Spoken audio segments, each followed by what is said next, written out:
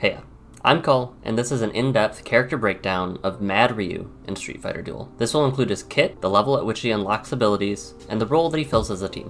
If you want to try him out, remember you can always do this by going to Fighters, Gallery, selecting Mad Ryu, clicking his bio, and then hitting the trial button. It's also worth noting that Mad Ryu can actually be earned free to play by completing the Shadaloo Labyrinth Global Operations Exploration reward, although it requires a little bit of puzzle solving. Let's get into the content. Mad Ryu is a power type fighter and he is dead set on showing it.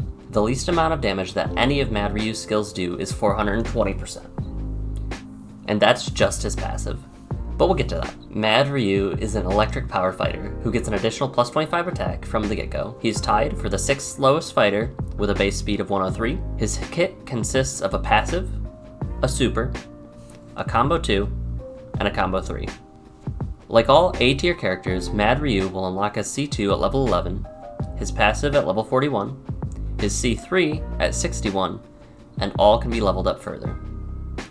Note that you need an S-ranked Mad Ryu for level 121, S plus for 141, double S for 161, SS plus for 181, and triple S for level 201.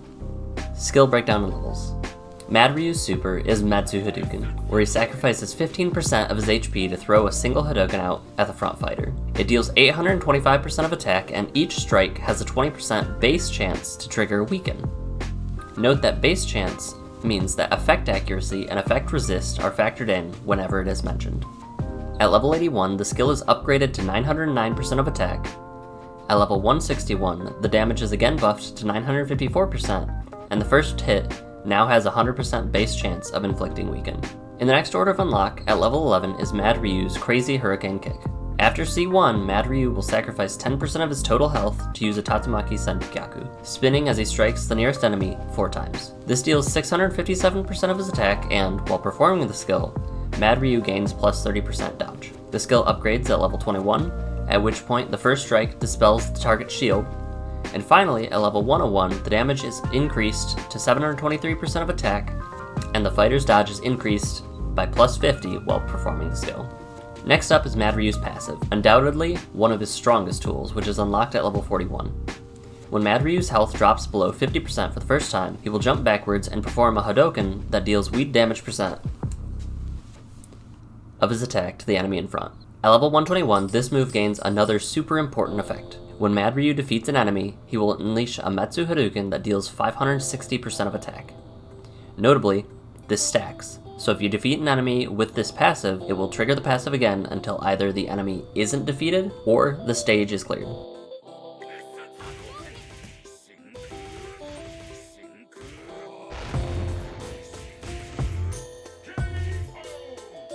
At level 181, Mad Ryu will unleash another Hadouken once his HP falls below 30% for the first time.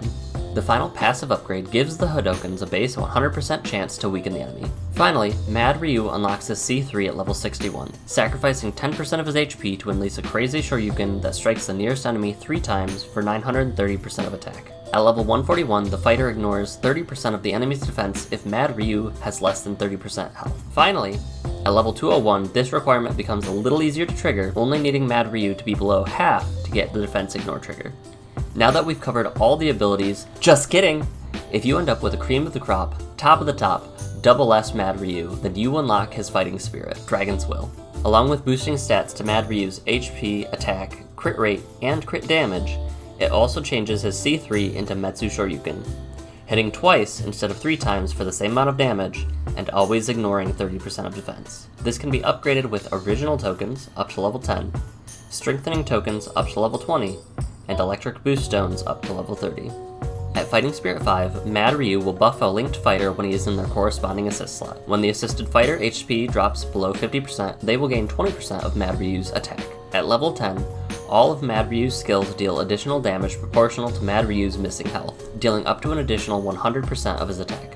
Nearing the end of the list at level 20, when Mad Ryu is performing a combo or super combo, he'll gain a shield equal to half of his missing HP for 12 seconds. This is upgraded massively for his final Fighting Spirit upgrade, where at level 30, Mad Ryu converts a whopping 120% of his missing HP into a shield that lasts for 12 seconds. This means that he could, under optimal conditions, have more health than when the match started. Now that we've completely broken down what Mad Ryu gains as he levels up, let's break down what his role in team composition is. Mad Ryu is good at one thing: getting rid of the front enemy really quickly. In some cases, such as the early stages of Global Op and Shadaloo City, and other niche examples, Mad Ryu can clear the entire fight on his own since his passive triggers each time an enemy is defeated. Mad Ryu fits well on a team that has a healer like Elena to help keep him healthy, and an AoE character like Chun-Li, or with a healer and a tank/balance character such as Abel or Beast Zangief who can prevent damage to your team. If you don't know why Beast Zangief is good, consider clicking the link above to learn about interrupts. He will be discussed in depth in a future video. Typically, my preferred skills to use on Mad Ryu are his Super and his C3, as the amount of damage he puts out is absolutely wild. But if you want to keep Mad Ryu in a more safe position, then placing him as the backline just for Crazy Shoryu or Tatsu is also a fair decision. He actively lowers his health, so if you don't plan accordingly, you can get caught very easily. Now, let's talk about some of Mad Ryu's weaknesses. Speed. Mad Ryu is very slow, so it's a good idea to pair him with one of the 7 fastest characters in the game as seen on screen, or with Beast Zangief that has passive level 1 unlocked. Passive triggers.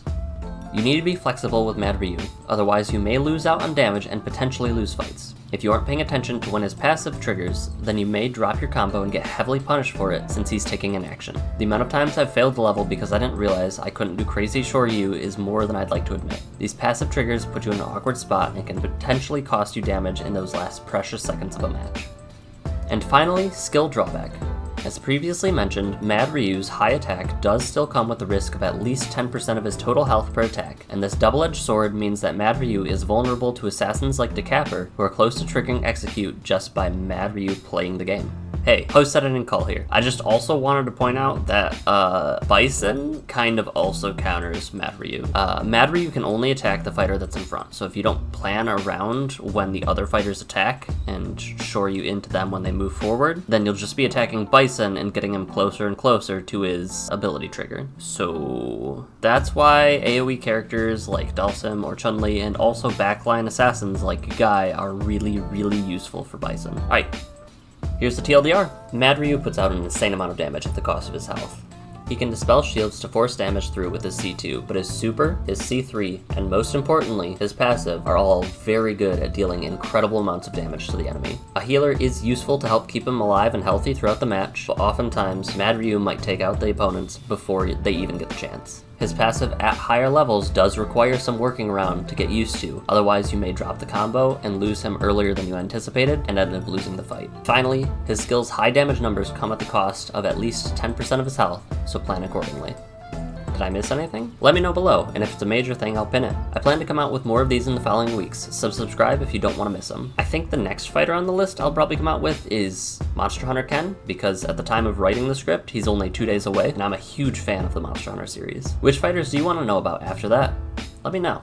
And don't forget the most important thing. As always, remember to tell the people you care about that you love them. Bye!